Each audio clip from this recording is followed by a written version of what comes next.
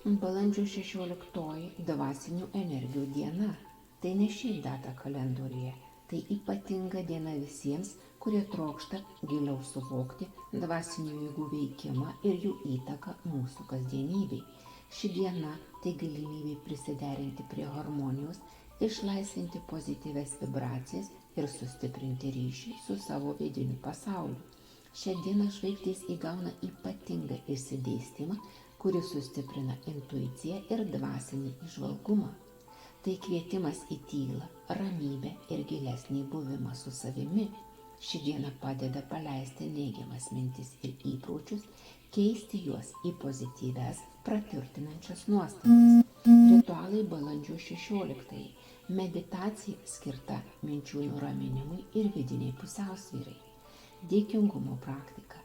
Padėka visatai už viską, ką turi. Tai sukuria erdvę naujiems stebuklams ateiti. Joga ar kita energetika atverianti praktika. Tai padės aktyvinti energijos tekėjimą kūne.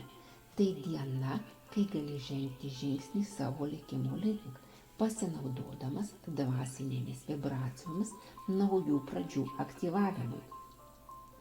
Dvasinių energijų dienos užkalbėjimas.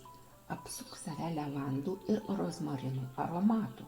Uždek baltą žvakę ir žvelgdamas į jos liepsną ištark. Šviesos sparnais kylu, į harmoniją einu. Tegul ramybė ir laimė mane apsupa ir ši diena man kelią atveria. Dangaus gale įsipina į mane, tegul kiekvienas žingsnis klesti kaip pavasario šviesa.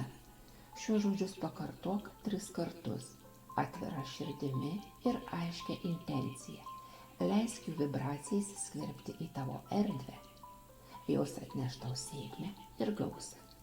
Ši diena tarsi portalas į naują požiūrį į save. Naudok ją kaip vidinės galios sustiprinimo priemonę. Stebėk likimo ženklus.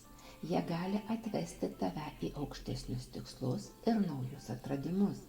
Tegul tavo siela šoka visatos ritmu, o kiekviena akimirka būna kupina išminties, įkvėpimų ir vidinės pilnatvės. Ryšys su tavo vidumi, aš ir visata šiandien gali tapti itin galingas. Priimk tai kaip dovaną.